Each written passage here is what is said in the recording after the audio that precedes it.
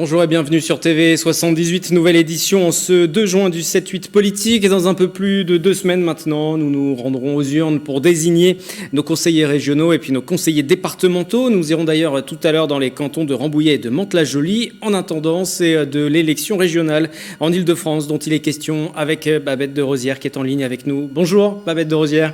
Bonjour. Présente sur la liste de Valérie Pécresse dans les Yvelines, vous êtes en 5e position. Sur la mandature qui s'achève, vous étiez déjà élu, vous étiez chargé notamment de la cité de la gastronomie. Et puis je rappelle que vous êtes chef de cuisine, notamment à Maule, avec la case de Babette qu'on aperçoit justement derrière vous. Alors vous qui êtes déjà bien occupé professionnellement, justement, pourquoi ce nouvel engagement pour une nouvelle mandature avec Valérie Pécresse ? Vous savez, il y a 6 ans, je me suis engagée auprès de Valérie Pécresse. Et si je continue, c'est que Valérie Pécresse m'a apporté beaucoup de choses. Et puis, pendant 6 ans, on apprend à connaître vraiment qui est la présidente de région. Et je peux vous assurer, c'est une femme bâtisseuse, c'est une femme qui est forte, elle est libre, elle fait ce qu'elle dit. C'est pas quelqu'un qui a la langue de bois. Et c'est pour ça que, compte tenu de son énergie, du travail qu'elle a fourni pendant 6 ans à la région de France, j'ai décidé de poursuivre le combat avec elle. Parce que c'est le capitaine, et moi je ne quitterai pas le capitaine, même si un jour on me le demande, je ne le quitterai jamais. Parce que c'est une femme qui a le sens du devoir, qui a aussi la reconnaissance, et qui bosse énormément. C'est une femme bâtisseuse, vraiment. Et c'est pour ça que je suis aux côtés de Valérie, parce que nous avons les mêmes valeurs. Alors vous êtes restauratrice aussi, hein, on l'a dit. Pendant cette crise sanitaire, la région est venue en aide auprès des restaurateurs, des entreprises. Si on parle justement même du programme, pour vous, sur la prochaine mandature, ces aides, cet accompagnement envers les restaurateurs, même si la situation, on l'espère, va continuer à s'améliorer, doit se poursuivre, il va falloir maintenir ces aides ? Absolument. Non seulement on va maintenir ces aides, mais vous savez que la région avait accordé des prêts résilients et des prêts rebonds. Le prêt résilient, vous savez déjà ça, on va abandonner justement cette partie-là pour les commerçants, pour les soulager. Et en plus, on va toujours être à leur côté parce que vous savez, la période de pandémie a été extrêmement compliquée pour les restaurateurs. Nous avons mis en place pas mal d'aides pour leur permettre de sortir de cette crise. On était aux côtés du gouvernement et on a peut-être même fait plus que le gouvernement. Puisque non seulement pendant la période du premier confinement, on leur a permis de travailler sur des terrasses gratuites en Île-de-France, avec les maires bien sûr. Ensuite, on a fait la fête des restos pour leur permettre justement de recommencer à travailler avec des aides, puisqu'on a pris des accords avec des partenaires. On leur a donné 1 500 €, un chèque numérique pour pouvoir se mettre au clic en collecte. On leur a donné 1 000 € sous leur loyer pour leur permettre d'alléger un peu le prix du loyer. Et là encore, on va leur donner dès le mois de juillet 1 000 € pour leur permettre d'installer encore des terrasses gratuites sous le domaine public en Île-de-France. On est vraiment aux côtés des restaurateurs. Et puis, il n'y a pas que les restaurateurs. Il y a aussi des intermittents de la restauration. Ce sont des gens qui ne sont pas engagés, qui n'ont pas de contrat et qui travaillent néanmoins toute l'année avec les restaurateurs. On les avait complètement oubliés. Et là encore, Valérie a fait tout son possible pour les aider. Non, les restaurateurs sont bien soignés avec nous. Ils n'ont pas à se plaindre. Et puis, nous avons renforcé les formations au métier de bouche. Parce que vous savez, avec cette pandémie, il y a beaucoup d'employés de restauration qui ont changé d'orientation. Oui. Donc, nous, on forme des jeunes au métier de bouche pour leur permettre justement de s'approprier ce métier-là. Et puis, nous avons créé aussi le parcours de la gastronomie. Et je veux pour preuve que le premier site du parcours ouvre le 10 juin, là. C'est l'hôtel de la Marine, place de la Concorde. C'est un bijou et il y a vraiment tout ce qui se boit, tout ce qui se mange. Vous allez être épaté par cet endroit qui normalement n'était pas voué à la gastronomie. Vraiment. Sur la situation des restaurateurs, je profite de vous avoir avec nous pour cette émission. Vous l'avez évoqué, cette situation aussi, quelquefois de reconversion qui s'est opérée pendant la période de pandémie. Est-ce que les restaurateurs vont pouvoir reprendre une activité ? Est-ce que beaucoup de vos confrères, de vos consoeurs ont d'ores et déjà jeté l'éponge ? Non, il y en a beaucoup. Il faut savoir qu'il y a 3 500 hôtels et restaurants qui ont fermé, qui ont jeté l'éponge, dont 1 000 à Paris. Et on prévoit entre 30 et 40% encore dans les mois à venir. Mais vous savez, ceux qui sont ouverts là maintenant, ils ont repris confiance. Parce qu'on avait besoin de cette bouffée d'oxygène. Parce que la restauration, c'est un métier que l'on choisit. Quand on est chef de cuisine, c'est une passion. Donc, être privé de cette passion-là, évidemment, il y en a plein qui ont déprimé. Mais maintenant, je vois l'engouement, ils ont réouvert comme ils peuvent leurs terrasses, eh bien, ils sont fin prêts pour réattaquer et renouveler justement ce métier et faire aimer ce métier par des jeunes. Parce qu'il y a beaucoup de jeunes qui refusent de faire ce métier. Il y en a beaucoup qui étaient déjà dans le métier qui sont partis. Et là, maintenant, les restaurateurs ont confiance. Et puis, évidemment, ils peuvent s'appuyer sur les aides de Valérie Pécresse et ça leur permet d'avoir un peu plus de sérénité pour pouvoir commencer à travailler. Alors, quittons un peu peut-être les fourneaux. Parlons des autres priorités. Pour vous, sur la prochaine mandature, quelle sera la priorité ? La priorité, c'est toujours de m'occuper des métiers de bouche et de l'alimentation en général, parce que vous savez, j'ai été élue dans la première mandature pour m'occuper de la cité de la gastronomie, et je veux pour preuve que maintenant, on arrive à un point où on va acheter le terrain pour fabriquer et construire la cité de la gastronomie à Paris-Rungis, mais à côté de ça, je ne suis pas restée à ne rien faire, puisque j'ai créé un parcours avec 6 sites emblématiques en Île-de-France. Donc, vous voyez, j'ai encore du pain sous la planche, et puis tout ce qui a trait à la gastronomie, vous savez, c'est tellement vaste. Et puis ça rapproche la gastronomie. On n'est pas fâché autour d'une belle assiette. On a notre culture de l'assiette. Donc tout le monde s'entend autour d'une assiette. J'ai une dernière question. Vous vous revendiquez comme une femme de droite, mais une femme néanmoins libre. Vous n'êtes pas apparentée à un parti politique. Aujourd'hui, les discussions qui portent autour du rapprochement des Républicains avec le Rassemblement national, comment vous le percevez ? Est-ce que vous, ça vous affecte et vous aimeriez aussi une clarification des positions à droite ? Moi, c'est vrai, j'ai moins une clarification parce que moi-même, je suis LR. Avant d'être LR, j'étais UMP, RPA, etc. Et moi, ça me fait beaucoup de peine de voir un peu la droite un petit peu partagée. Moi, je suis pour le rassemblement et j'ai confiance en la droite et je pense qu'ils vont trouver un terrain d'entente pour se rassembler, pour que tous les LR se rassemblent. Moi, le Front National, je ne sais pas ce que c'est, j'en parle pas, c'est pas mon sujet. Mais mon sujet, c'est d'être LR, foncièrement LR, et être à côté de mes collègues pour leur permettre de rassembler au maximum, parce qu'on ne peut gagner que si on est rassemblés. Merci Babette de Rosière, candidate donc sur la liste de Valérie Pécresse dans les Yvelines pour ces régionales en Île-de-France. Merci à vous. Je vous en prie, merci beaucoup. Nous poursuivons cette émission avec la campagne des départementales dans les Yvelines à présent.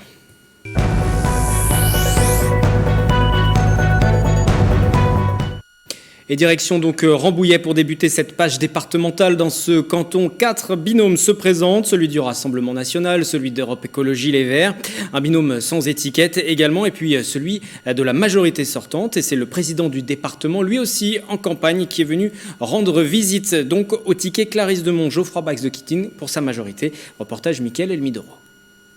Pierre Bédier en déplacement dans le canton de Rambouillet, le président sortant du département des Yvelines est venu rencontrer le duo Clarisse Demont, Geoffroy Bax de Kitting, candidat au départemental. Ils se sont retrouvés au vaccinodrome de Rambouillet-Salle Patenôtre. Ce rendez-vous a également permis de constater le déploiement du dispositif Yes Plus sur le site. 5 jeunes sont concernés sur le centre de vaccination. Ce dispositif a prospéré, nous l'avons réactivé et intensifié à l'occasion de la pandémie, donc mise à disposition de jeunes en recherche d'emploi ou de jeunes étudiants, mise à disposition des collectivités pour qu'ils participent. À l'origine, c'était vaincre la solitude des personnes âgées en période estivale.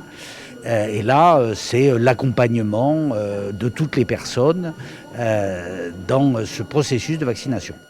Dans la matinée, Pierre Bédier également en campagne pour sa réélection et le binôme Clarisse Demont et Geoffroy Bax de Kitting se sont rendus dans les locaux de la gendarmerie de Saint-Arnaud en Yvelines, un site rénové à hauteur de 225 000 € par le département. Les gendarmes ne sont pas sous notre responsabilité, mais les bâtiments de la gendarmerie le sont. Donc je venais vérifier là effectivement que les travaux qui avaient été programmés convenaient, répondaient bien aux attentes de ces gendarmes, c'est le cas. Et j'en suis ravi parce que si on veut avoir une sécurité qui marche au service de nos concitoyens, encore faut-il que ceux qui assurent cette sécurité pour nos concitoyens puissent le faire dans des conditions de travail convenables. Le déplacement de Pierre Bédier s'est terminé par la visite de la ferme d'Orsonville, une exploitation spécialisée dans la pomme de terre qui fournit les cantines des collèges du département. Sur le canton de Mantes-la-Jolie à présent, où se présente justement Pierre Bédier, pas moins de 7 binômes en lice. La gauche est divisée, ainsi le communiste Marc Jamet n'a pas souhaité faire alliance avec Europe Écologie ou encore la France Insoumise. Il nous explique son projet avec sa colistière, interview menée par Éléonore Sinoquet.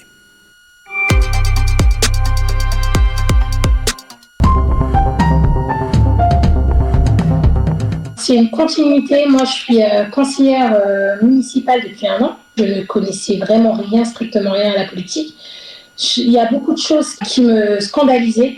Donc, c'était une obligation pour moi de m'engager pour faire changer les choses à mon niveau. Pour aller vite, candidat de la République, on est tous différents avec des parcours différents, mais on est tous des élus et des candidats de la République. Ça nous semblait important. On est les seuls, par exemple, à avoir fait un programme de 12 pages. On réclame notamment le contrôle des fonds publics. Nous ne sommes pas contre d'accorder des fonds publics à des entreprises pour leur permettre d'évoluer, mais nous réclamons le contrôle des fonds publics. Il faut qu'elles nous disent qu'elles en font et il faut qu'en échange, il y ait création d'emplois, emploi de proximité. Même sous la pluie, on fait campagne. On a toujours été dans le terrain, on le sera toujours. Vous savez, faire campagne, c'est pas se montrer partout comme beaucoup. On fait campagne en étant nous-mêmes. Voilà, et particularité yvelinoise pour ces départementales, une ville est partagée en 2 cantons, c'est celle de Versailles, une ville, 2 cantons et au total une dizaine de binômes candidats. Versailles sera coupé en 2 cantons pendant ces élections départementales. Le canton de Versailles 1 ne comprend qu'une partie de la cité royale et représente 65 000 habitants. Le canton de Versailles 2 regroupe quant à lui une petite partie de Versailles avec notamment Satory et 4 autres villes environnantes.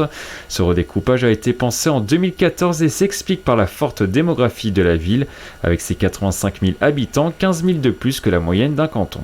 Au total, 10 binômes sont candidats sur ces 2 cantons. Dans Versailles 1, on retrouve 5 binômes. Philippe Holster et Anne Jacquemin du Rassemblement National. Une liste divers avec Marc Defouquière et Anne-Marie Robert. Les écologistes Stéphanie Belna et François Wauquiez. Une liste LREM est menée par Laurent Debastard et Anne-France Simon. L'objectif, c'est de poursuivre de notre projet progressiste à Versailles, représenter notre électorat et pousser nos idées. Il est important, c'est dans l'ADN d'En Marche, d'avoir de renouveler un petit peu le visage des politiques, renouveler un peu le personnel. Dans l'ADN d'En Marche, de la même façon, il faut je pense qu'il y ait des gens d'univers différents, d'horizons différents, de sensibilités différentes, et qu'on puisse avancer de cette façon. Il y a aussi une liste avec les candidats sortants Claire Chagnot-Forain et Olivier Delafère. Je souhaite continuer à accompagner les collèges de Versailles, bien entendu, puisque c'est notre canton, et aussi poursuivre le soutien au bloc communal, à la commune de Versailles, puisque ça fait partie des axes principaux de la politique départementale, que ce soutien aux communes et aux intercommunalités.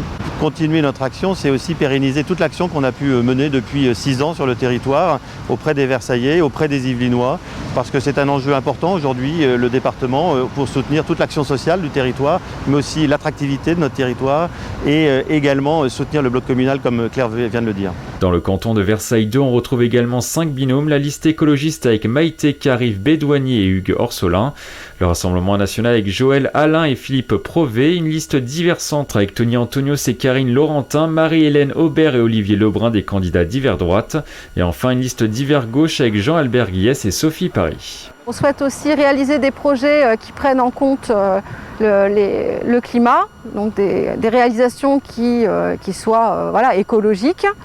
Et enfin, dernier point, c'est bien faire participer les Yvelinois aux décisions du département, à travers des référendums ou à travers des budgets participatifs. On trouve que pour le moment, les Yvelinois sont trop coupés des décisions prises par le département et on voudrait davantage les inclure. Le premier tour des élections départementales est programmé le dimanche 20 juin. Et si ce découpage des cantons est toujours obscur pour vous, nous allons vous expliquer pourquoi certaines villes sont regroupées ensemble dans un découpage donc parfois très complexe. Mélanie Poquet fait le tour des 21 cantons des Yvelines. 21 cantons, c'est le découpage électoral dans les Yvelines pour les élections départementales pensées lors du redécoupage de 2014. Le nombre de cantons dans un département comptant plus de 500 000 habitants ne peut être inférieur à 17. Avec près d'1 500 000 habitants, les Yvelines sont donc passées de 39 à 21 cantons dès le scrutin de 2015. Alors, un peu d'histoire, les limites des cantons ont été tracées en 1801. Le redécoupage de 2014, c'est le fruit d'une volonté gouvernementale de tenir compte des évolutions démographiques. Les nouvelles délimitations s'appuient sur les chiffres de l'INSEE de 2013. Alors comment sont réparties les communes yvelinoises ? Chaque canton doit désormais regrouper le même nombre d'habitants avec une marge de plus ou moins 20%. Explication. 1 500 000 habitants divisé par 21 cantons, cela nous donne une moyenne de 71 000 habitants. Plus 20% nous amène à 85 000 habitants. C'est le cas de Sartrouville, le canton le plus peuplé des Yvelines, avec 83 000 habitants. Moins 20% cette fois, ça nous donne 56 800 habitants. Dans les Yvelines, c'est le cas du canton de Limay, qui est composé de 57 000 habitants. Alors pour respecter cette répartition, la composition des cantons peut sembler un peu disparate. Par exemple, le canton de Bonnières-sur-Seine regroupe 69 communes. Morpa, elle, quitte son canton composé de Coignières, Elancourt et La Verrière. La commune saint-quentinoise rejoint le canton alors appelé de Chevreuse avec 14 autres communes. Morpa étant là la plus grande ville, le canton de Chevreuse prend le nom de Morpa. Il y a aussi celui de Montigny-le-Bretonneux qui est composé de 2 communes, Montigny et Guyancourt, et le cas le plus particulier c'est celui de la ville de Versailles puisqu'elle est coupée en 2. Le canton Versailles 1 ne regroupe qu'une partie de la cité royale et représente 65 000 habitants. Celui de Versailles 2 et l'addition de 5 villes, Buc, Jouy-en-Josas, Les Loges-en-Josas, Viroflay et Villizy-Ville-la-Coublée et bien sûr la deuxième partie de Versailles. Le 7-8 politique revient mercredi prochain. Cette émission est disponible en replay sur notre site internet et sur notre application mobile. À noter aussi que la semaine prochaine, Patrice Kermouz recevra dans l'entretien politique Cyril Naute, ancien maire de Mantes-la-Ville, candidat pour le Rassemblement national sur le canton de Mantes-la-Jolie. À bientôt.